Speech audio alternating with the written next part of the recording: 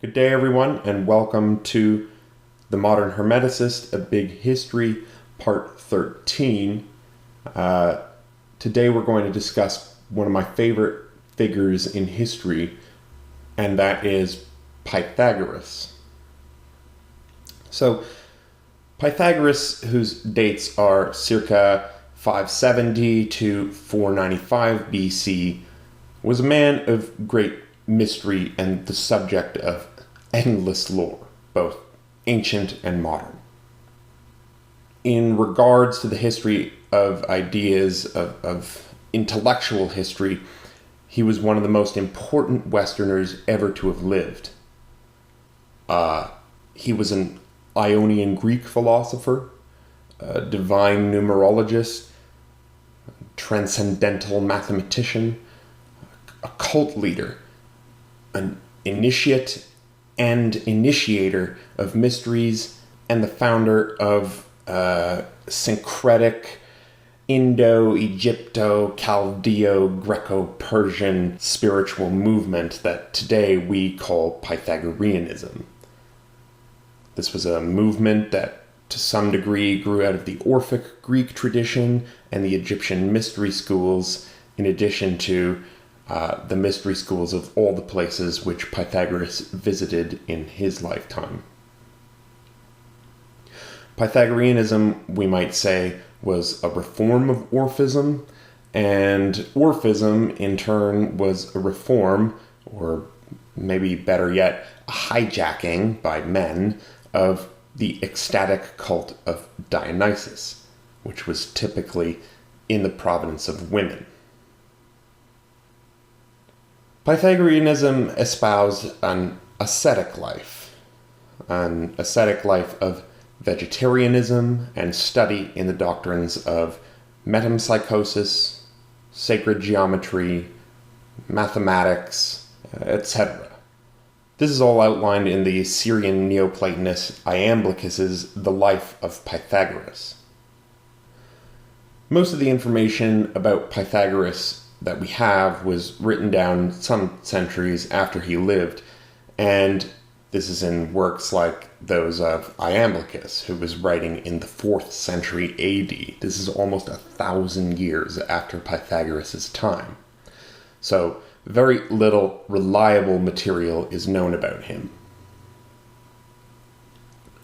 His father was either a gem engraver or a wealthy merchant, and I like to wonder if being exposed to this sort of profession as a child, with its focus on multifaceted, gleaming, iridescent stones, led to Pythagoras' interest in things like sacred geometry. Not that, all geometry isn't sacred. Pythagoras' name led him to be associated with the Pythian Apollo. This was a world serpent-slaying sun god who was patron of prophecy and the Delphic oracles. Aristippus, a great Cyrenaican philosopher from North Africa, gave an etymology for his name by saying, quote, "He spoke, agor, no less veritably than the Pythian oracle," hence the pith, Pythagor. So he spoke no less veritably, no less truly than the oracle of Apollo. Iamblichus gives us a different story. He says that the Pythian oracle, all hopped up on her ethylene gas, had prophesied that Pythagoras' mother would give birth to a supremely beautiful, wise, and philanthropic man. In his work, The Lives and Opinions of Eminent Philosophers, the ancient author Diogenes Laertius, writing in the 3rd century AD, stated that the Delphic priestess Themistoclea, also known as Aristoclea in Porphyry, taught Pythagoras his moral doctrines. Pythagoras was born on the island of Samos, and we know that for sure he was widely traveled. At the time, Samos was ruled by the tyrant Polycrates, who ruled from about 535 to 515. He was an old, wealthy thug with a relatively large navy that he used mostly for piracy, a problem which was endemic in the Mediterranean until the time of Pompey the Great under Roman rule. Samos had become the chief rival of Miletus, and both islands had large trade networks reaching as far as Spain, which was famous for its gold and silver mines at the time. These are totally exhausted now, of course. In any case, that's neither here nor there. By the time Pythagoras had reached 18, he'd probably exhausted all the learning potential of his small island home. He also disliked Polycrates' rule, his excesses, and all of his, let's say, intrigues with foreign powers. Having heard of the great Ionian philosophers Thales and Anaximander, he set sail for the first lap of a journey that would last some 40 years and take him to nearly every land in the known world at the time. Pythagoras first went to Sidon, where he was initiated into the mysteries of Tyre and Byblos. These are Phoenician cities. He then visited Egypt for some years and explored the wider Greek world. After the Persian Shah Cambyses II had invaded Egypt, Pythagoras was made a prisoner and then sent to Babylon. This ostensibly unfortunate event served as an opportunity for growth, however, because the next 12 years Pythagoras studied with the Magi and was initiated into the Chaldean mysteries. Here, Pythagoras was probably privy to a great deal of astrological information.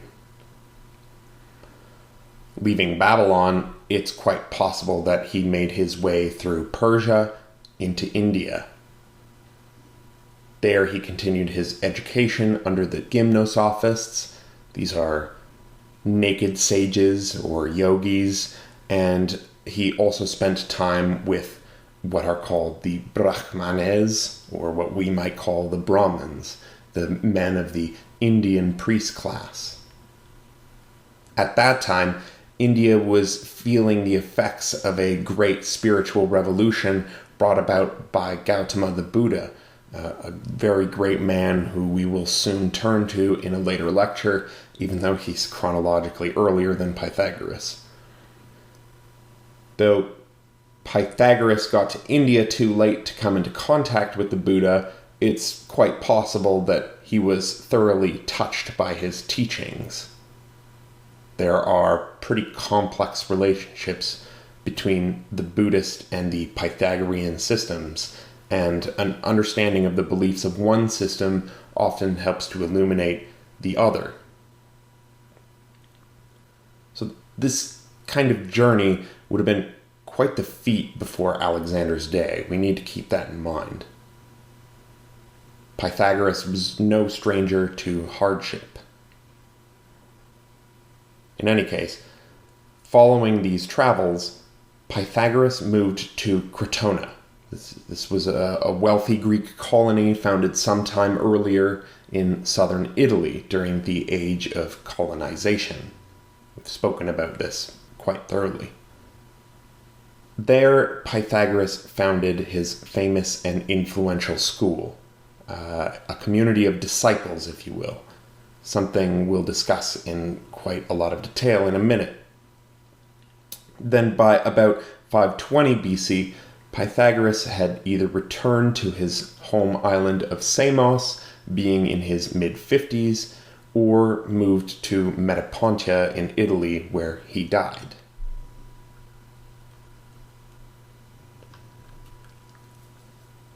The truth about Pythagoras' life is hard to untangle.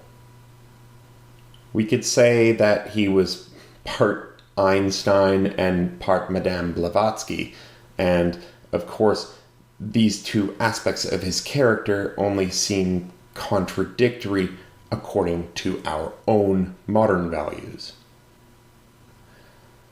He is often cited for his contributions to the occult and to the mainstream sciences. He's often cited for his contributions to the concept of philosophy itself. He's also credited with underground, or let's say bottom-up, religious reforms throughout the Greek world, all throughout the late 6th century BC, and he's also had a big hand in the history of music and the science of acoustics. So, I should mention that the perception of a dichotomy between the rational and the mystical began among the Greeks, and this was probably first manifest as an opposition between the cults of the Olympians and the cults of so-called foreign ecstatic vegetation gods. This is something talked about at length in Nietzsche's famous work, The Birth of Tragedy, which sets the Dionysian and the Apollonian at two ends of a spectrum. Pythagoras, in any case, would straddle both sides of this duality. His mysticism was of a curiously rationalist sort. Demonstrative deductive arguments, insofar as they pertain to mathematics, began in the mystical mind of our dear philosopher. In the words of Bertrand Russell, the, quote, influence of mathematics on philosophy has, ever since his time, been both profound and unfortunate. The influence of geometry on scientific method is impossible to measure, pun not intended. Geometry, as practiced by the Greeks, starts with axioms that are, or supposed to be, self-evident. It then proceeds by deductive reasoning to arrive at theorems that are quite far from self-evident. It's thus possible to deduce hidden things of this world by first noticing things that are evident and then applying deductive reasoning. This sort of view would come to influence Plato, Immanuel Kant, and most intermediate philosophers. When the Declaration of Independence says we hold these truths to be self-evident, it's modeling itself on Euclid. The 18th century concept of natural law and natural rights was based on the search for Euclidean axioms in politics. Just as an aside, it was Benjamin Franklin who put in quote-unquote self-evident in order to replace Thomas Jefferson's quote-unquote sacred and undeniable. Medieval theology in the strict scholastic mode takes its foundation from the same line of thinking. Now, Pythagoras is best known for the so-called Pythagorean Theorem that we all learned in grade school. A squared plus b squared equals c squared. This, although it bears Pythagoras' name, could just as well have been discovered by his followers, by fellow cultists, or successors. The word theory itself was an Orphic word, which meant passionate contemplation, and it had this sense of ecstatic revelation attached to it, which nowadays is lost. If you've ever had that aha, eureka moment, then you probably understand what theory really means. these days we're more in the process of learning theories that somebody else discovered than discovering our own theories. In any case, the Egyptians knew about the Pythagorean theorem long before Pythagoras was a sinister glint in his father's eye. They figured it out using string or twine. The so-called Rhind and Moscow papyri, which date to about 1650 BC, contain some 112 mathematical problems, most of which are practical, but few are of an abstract nature. In one example, we have a problem where bread needs to be divvied up among an equal number of persons, thus requiring the use of fractions. Despite these rather crude records of Egyptian mathematics, we just need to look at their temples, and the evidence that the Egyptians had a complex understanding of mathematics becomes quite apparent very quickly. Pythagoras would be heavily indebted to the Egyptians and their priests, their engineers, their architects, their scribes, for paving the way toward his fame. Either way, it's said that he was the first man to call himself a philosopher, a lover of Sophia, of wisdom, a lover of not just facts, not just data, but of wisdom, of applied experience, who was a veritable goddess in the ancient world. Ultimately, Pythagorean ideas would have a massive influence on Aristotle and on Plato, his teacher before him. If all of Western philosophy is truly just a footnote to Plato, as Alfred North Whitehead believed, and I think we can add Western religion to this too, then we can go back a step and say that all of Western philosophy is really just a footnote to Pythagoras, and to the Persian Magi, and the Egyptian scribes, and the Indian gymnosophists behind him. There is an infinite regression backwards of influences. Now, before carrying on, let me quickly break down a big picture of, let's say, the history of philosophy, and some of you who care about this sort of thing will have to pardon my rather brief and teleologically oriented explanation.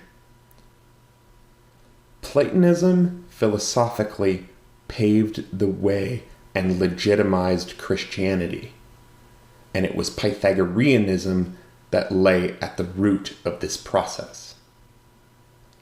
Pythagoras' attention to transcendental and abstract matters, rather than the focus on, let's say, the natural world as exemplified by Aristotle, puts him in the position of forerunner to Platonic thought. All the belief systems Pythagoras inspired tended to be otherworldly, and they focused on the unseen unity of God while condemning the sensory world as illusory. He believed that reality at its source was founded on the immaterial, that form preceded matter and not vice versa.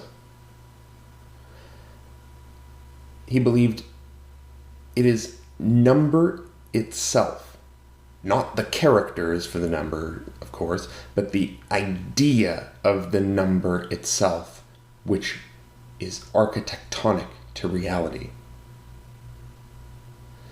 Numbers, to Pythagoras, were divine. He placed great importance on the first four positive integers, 1, 2, 3, and 4, the so-called tetractys, the sum of which yields 10, hence the inevitable 10 sephirot in the Kabbalistic tree of life. 1 constitutes a dimensionless point. 2 constitutes the basis of a line. 3 constitutes the abstract basis of a plane. And 4 constitutes the abstract basis for the geometric solid, of which our entire universe is fashioned.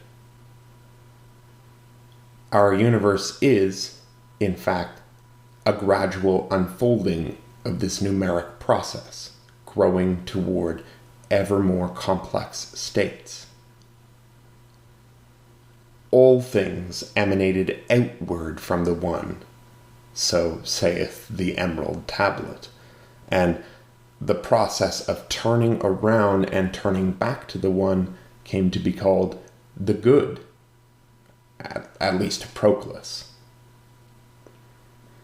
Creation itself is the expression of a harmonic mathematical structure, a rational expression of relationships between abstract entities, and this was the underlying thing Pythagoras wanted everyone to see. This was the bottom line, the truth upon which all truths were founded, and it was thought that this very understanding drove men toward just and rational conduct. Some number combinations are harmonious, others are discordant, and from this knowledge stemmed his interest in harmonic theory. Now, let's go backward a few thousand years. Shamanism and animism had seen the divine in everything. They prized the ecstatic character of spirituality. Much later, hiding behind their tall walls, the Bronze Age priests of empires set themselves apart from physis, from nature, with the use of writing and language. Dualisms began to develop after this point. Dualisms between the body and the soul or mind. Dualism between the matter and the form. This was crystallized by Pythagoras and Plato, and by the time we reach Christianity, we've got this originally benign and optimistic Gnostic or Platonic dualism transformed into a slavish, ascetic, and doloristic dualism that hates the body, seeing it as evil instead of good enough. Pythagoras saw the body as rooted in immaterial processes, but this didn't make it evil or worthy of contempt. All it meant was that the body is relational. So what do I mean by this?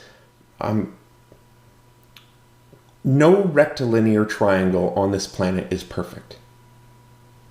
If we draw one and we think it's perfect, all we have to do is improve our measurement instruments, and the better our instruments, the more we'll see that one angle is not perfectly 90 degrees. Try as you may, you'll never draw a perfect triangle. Rectilinear triangles don't exist in manifestation. They don't exist in chalk on slate. They don't exist in ink on parchment page. They don't exist as lines in sand. They exist in form. They exist in the eternal and unchanging relationship of a square plus b square equals c square. This law is the archetypal triangle which all other triangles participate in. It's not material. It's not physical. It's a formal relationship abstractly conceived, and to Pythagoras, the body was no different. There was no coincidence. There was merely the unfoldment of law. All of this stands behind why Pythagoras was so loved by the Neoplatonic philosophers of the 2nd, 3rd, and 4th centuries AD, and then after that, the Christians, the Hermeticists, the Kabbalists, and even the 20th century rationalists that followed. Everyone can agree that Pythagoras was awesome. The Neoplatonists were the most sophisticated occultists of their day, standing in opposition to the philosophical schools like skepticism or Epicureanism. And to them, the world was not just atoms in the void. There was a highest good, and it wasn't just the absence of pain, or ataraxia, as the Epicureans called it. The Neoplatonists were idealists in the purest sense, and it was Pythagoras and Plato who had begun putting such a big focus on the idea of ideas in the first place.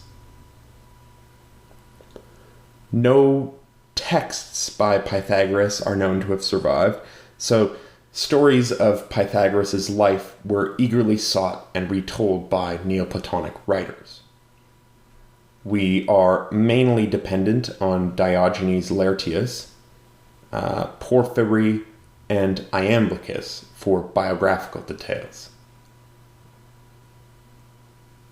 Pythagoras' biographers give us all sorts of fantastical stories, such as how his oratorical skills were so great that he convinced the people of Crotona to abandon their luxurious and hedonistic ways and then turn themselves over to his spiritual path. The biographers included lots of myths in their accounts, such as that Apollo was his father, that he gleamed with a supernatural brightness. This I actually believe is possible. His biographers wrote that he could be seen in different places at the same time, and that he had a golden thigh.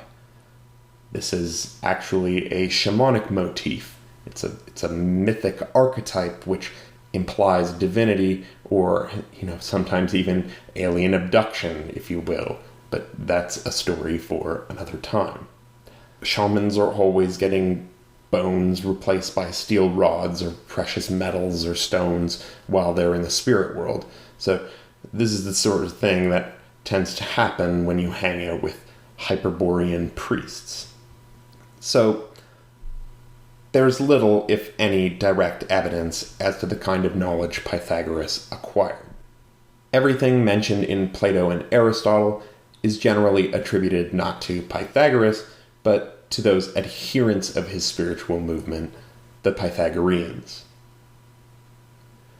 We've got the great weeping philosopher Heraclitus stating in one fragment that he was a man of extensive learning, though I think anybody could have told you that.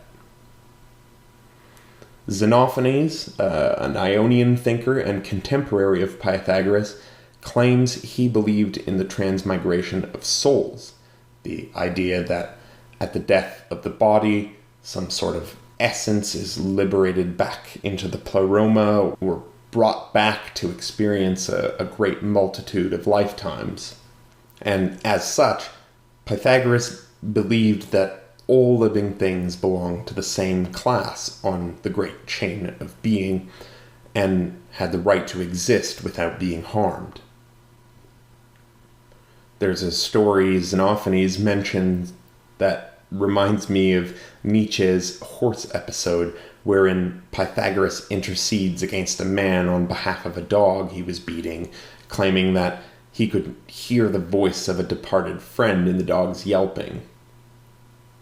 In the life of Apollonius of Tyana, who's a fascinating occult character in his own right, its author wrote that Pythagoras knew not only who he himself was, one of the highest Greek virtues, but that he also knew who all his previous incarnations had been.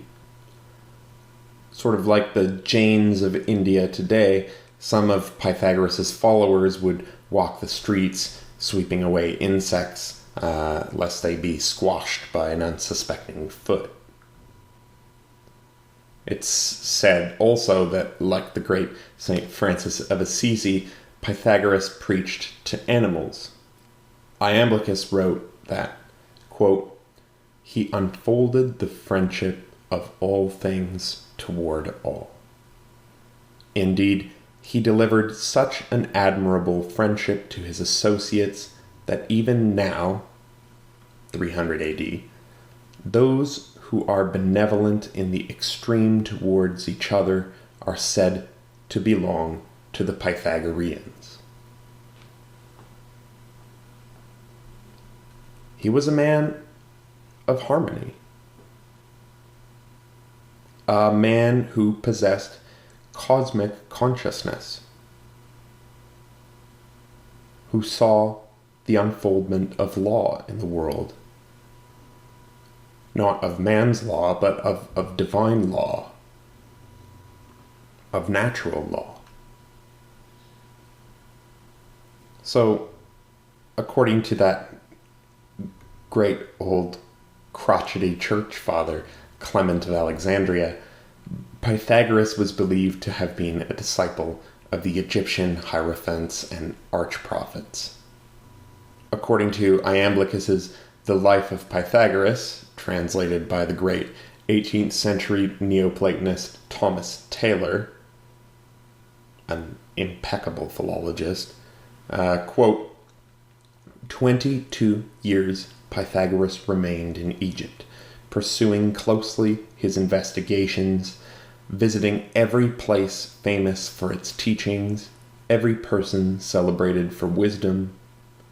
Astronomy and geometry he especially studied, and he was thoroughly initiated in all the mysteries of the gods, till, having been taken captive by the soldiers of Cambyses, he was carried to Babylon.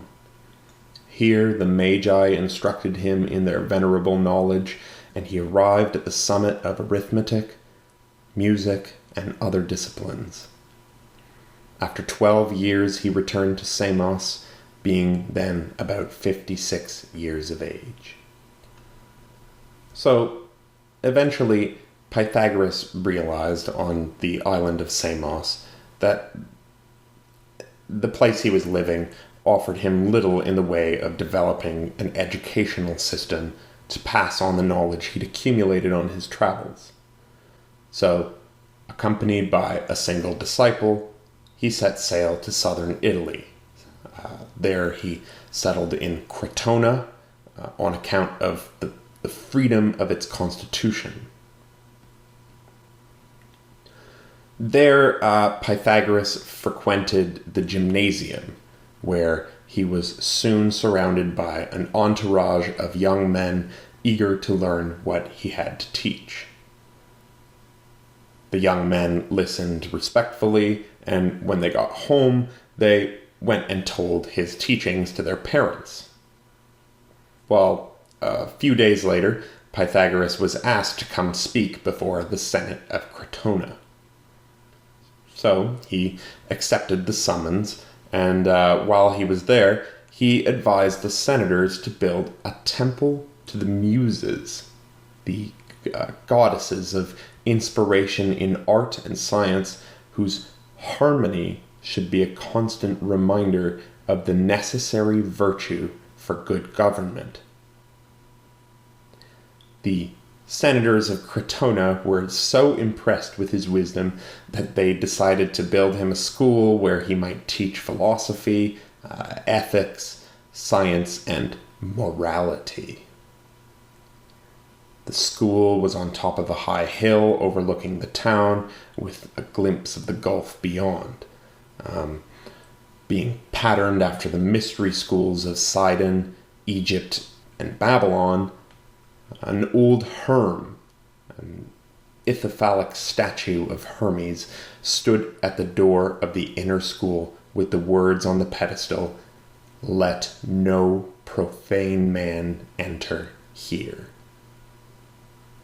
Something to this effect was allegedly also repeated at Plato's Academy, which had engraved above its door, "Areometretos medeis eisito." Let no one inapt to geometry enter.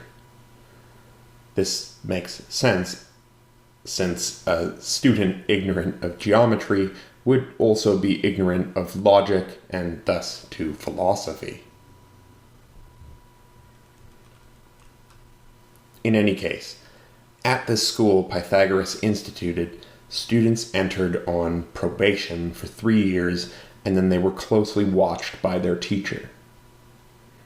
This probationary period in Pythagoras' school was closely patterned after the purification process of the mystery schools.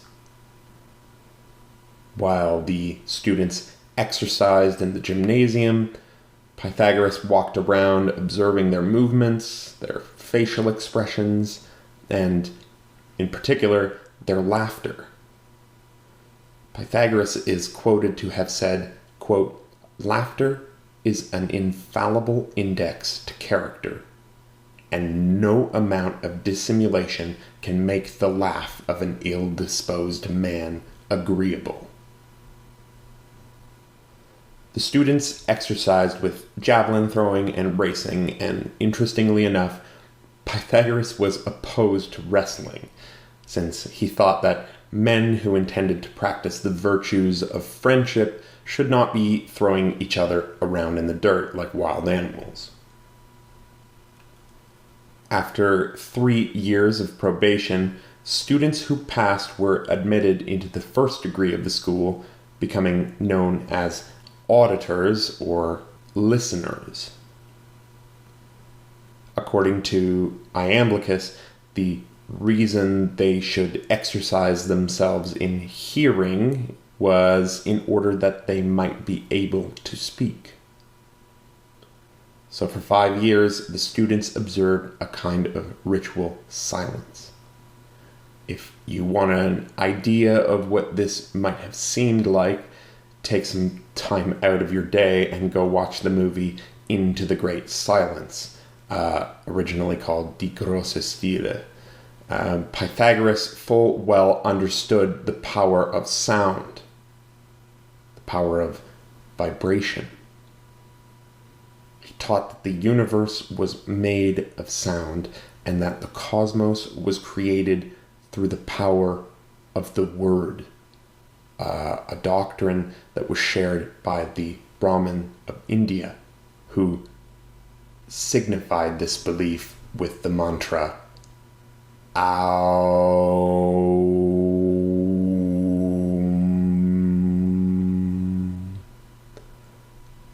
This is a tripartite word which uses the totality of the voice. Ah in the back of the throat, O in the center of the mouth, and on the tip of the lips. Anyways, in this degree, the students learned to subdue their tongues, which was, quote, "the most difficult of all victories as those have unfolded to us who instituted the mysteries."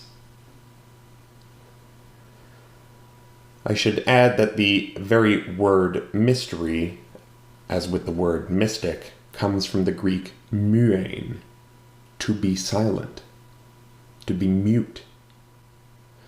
The mystery schools imparted secrets through experience, and therefore, even if one wished to speak of their mysteries, they couldn't, because the experience is ineffable.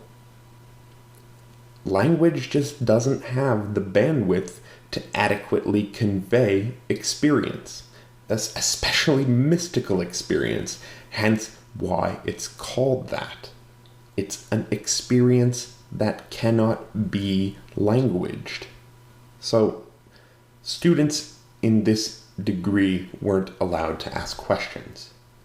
The questions were asked by the teacher and then not answered. Every student had to seek the answers within themselves.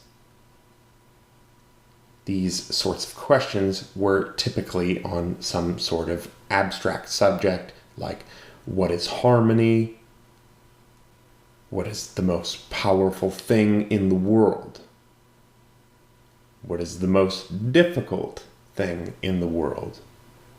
The answer Pythagoras was looking for, of course, was for a man to know himself.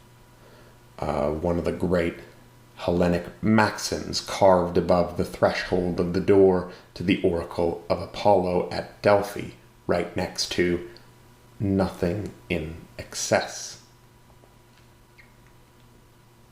Alright, so these 5 years of silence did 2 things.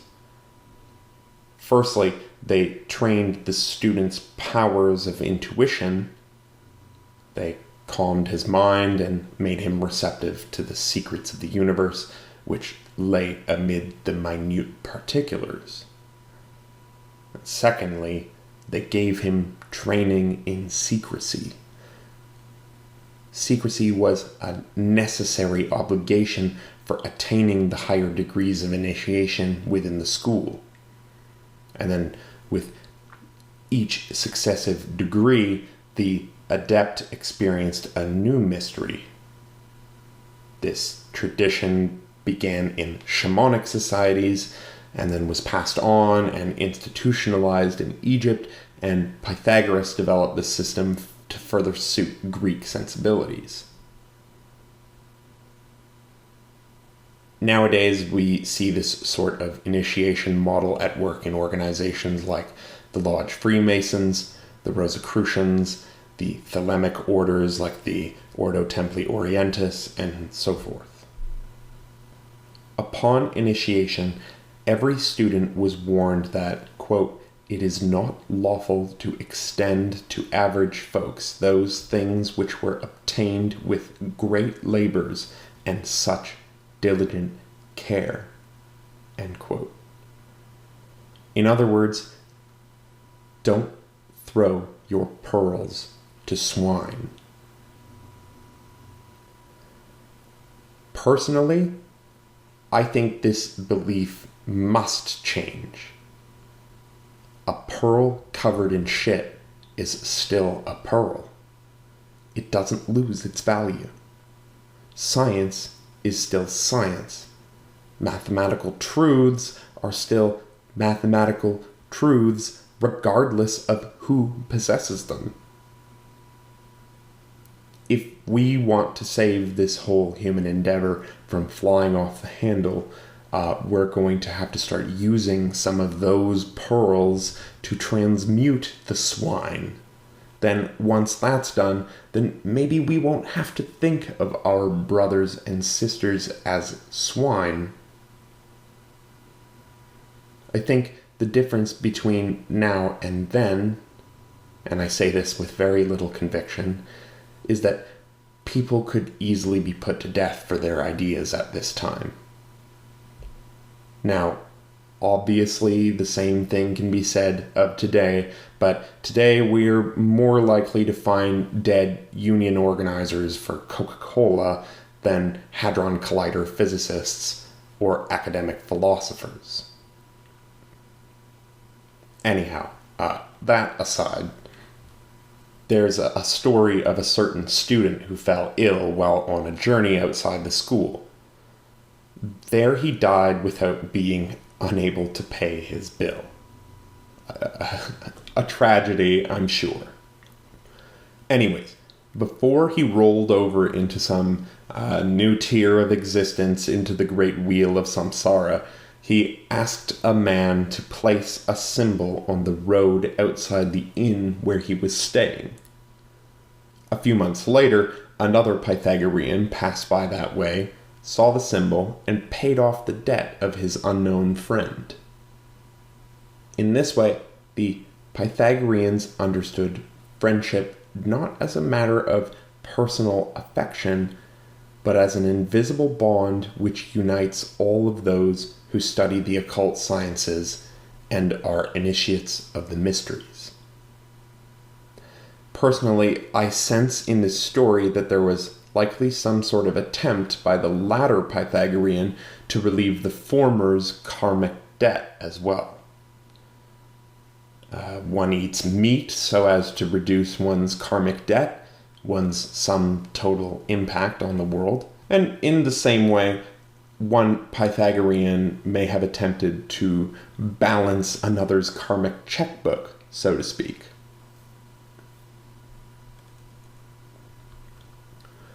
The day-to-day life of a student at Pythagoras' school followed a near monastic schedule. And you know what?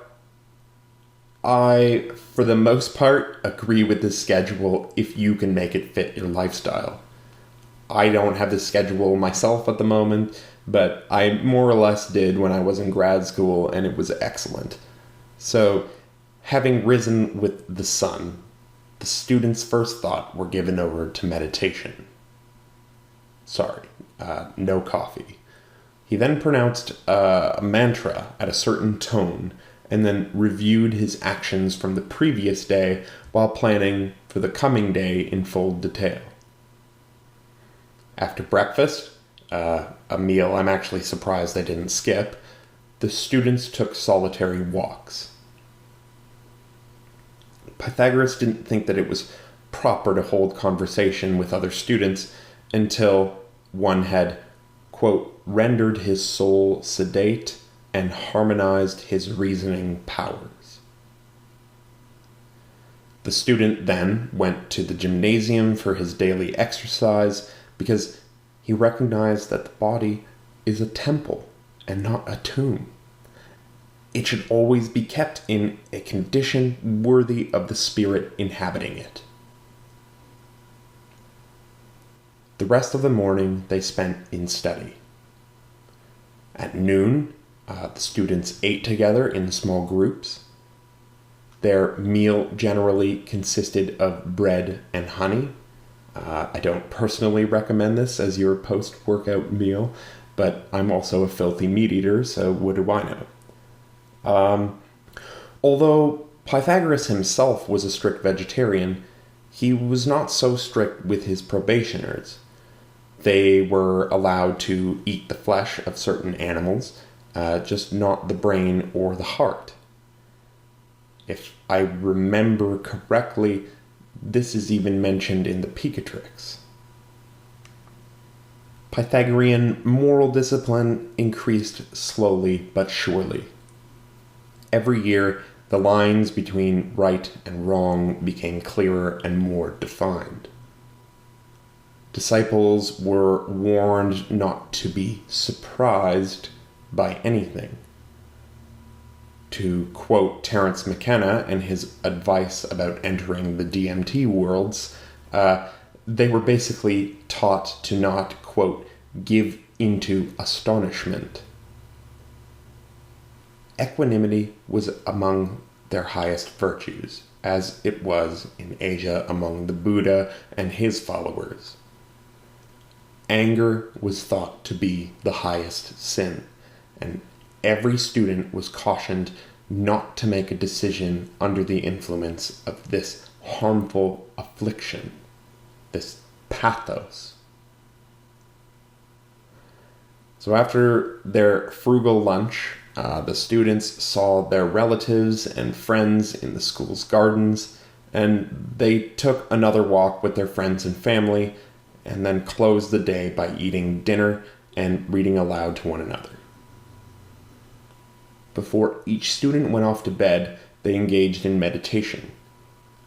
Here are some instructions of Pythagoras's found in the Golden Verses.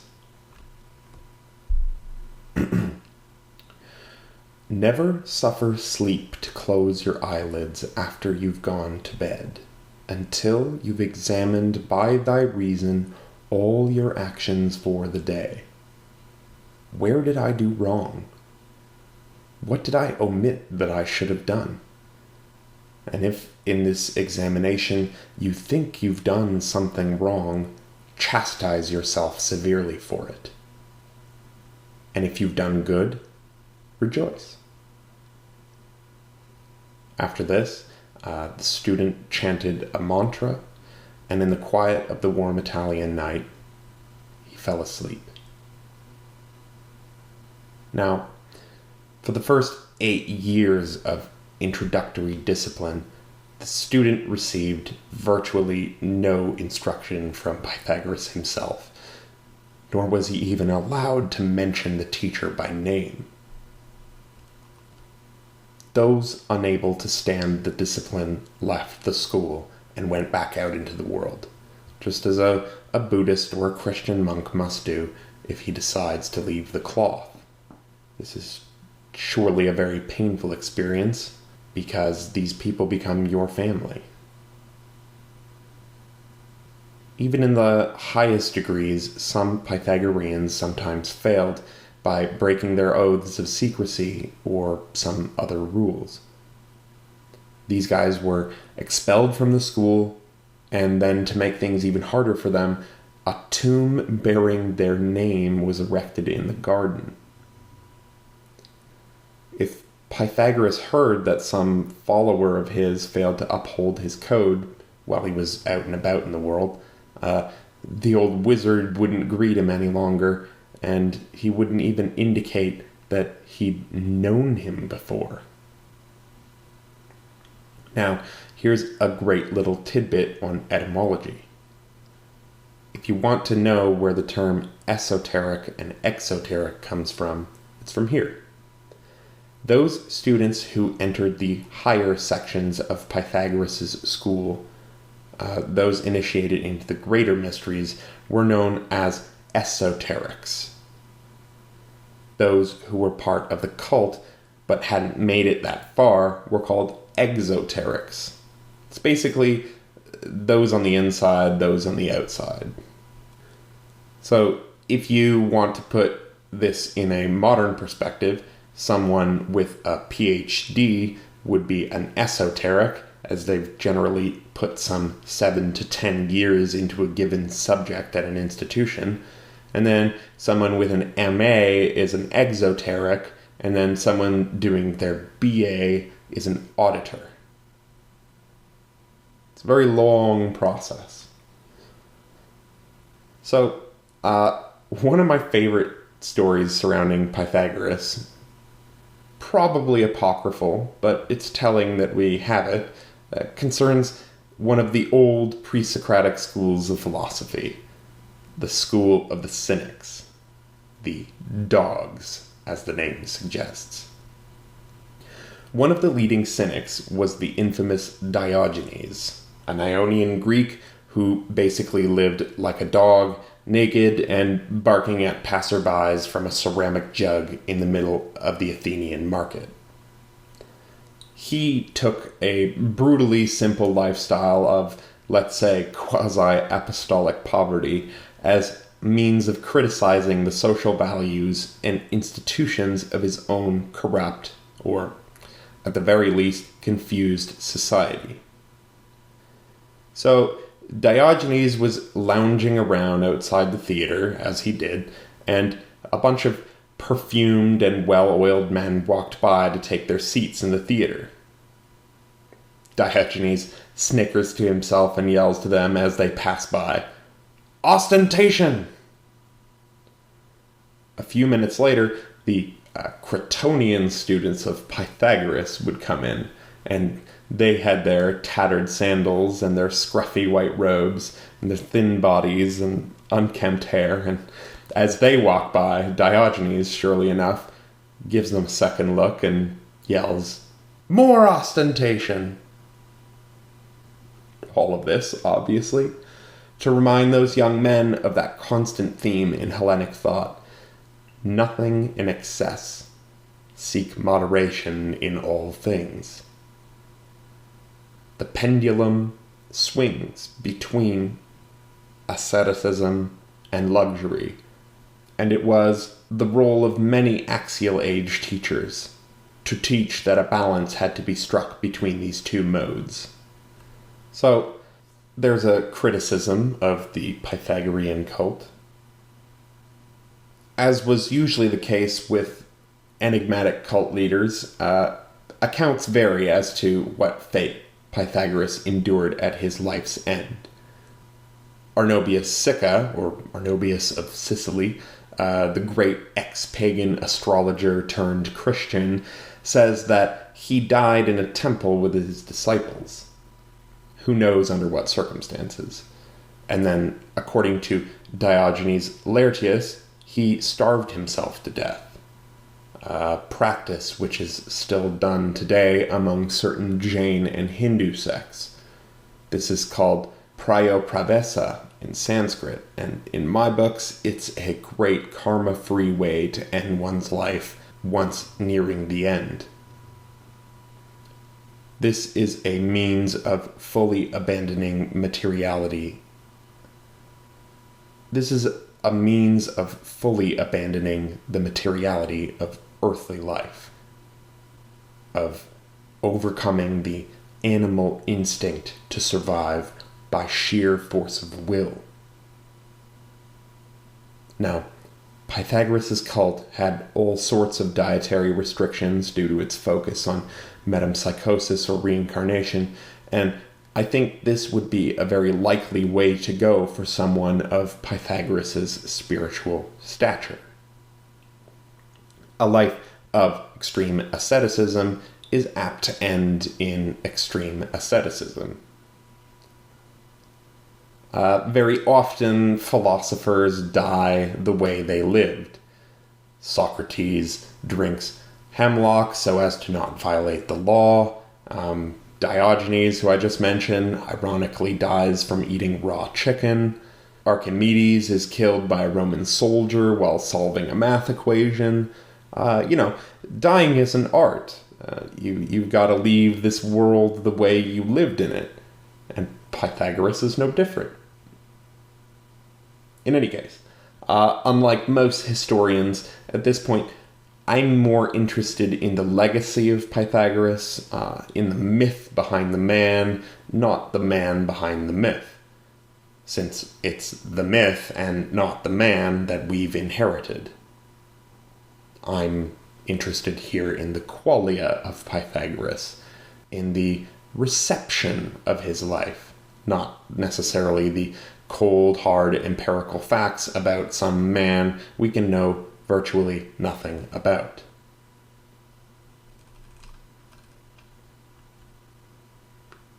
Now, in conclusion, I just wanted to mention something I love about Pythagoras, and a strong point of overlap with my own beliefs. When Pythagoras was asked, "Why did nature and the gods create us?" he answered, "To observe the heavens, to observe nature." And it was for this reason alone that we roll into this plane of being. Pythagoras had an intimate sense that we ourselves are the universe experiencing itself, and that it is both our right and our purpose to explore the cosmos. This goes back to Pythagoras, and probably back to the sages who taught him. According to Bertrand Russell, Pythagoras believed that in this life there are three kinds of men, just as there are three kinds of men who attend the Olympics. There are the lowest class of people, who come solely to buy and sell goods. The next step up from these men are those who come to compete in the games. And then the highest class of people are those who come simply to watch the whole spectacle. The greatest purification of all, he thought, was a pure and disinterested science. This kind of man, this true philosopher, is the kind of soul which has most effectively worked toward the release from the endless wheel of birth, suffering, death, and rebirth. I'd like to thank you for listening. This has been Dan Attrell with The Modern Hermeticist, A Big History.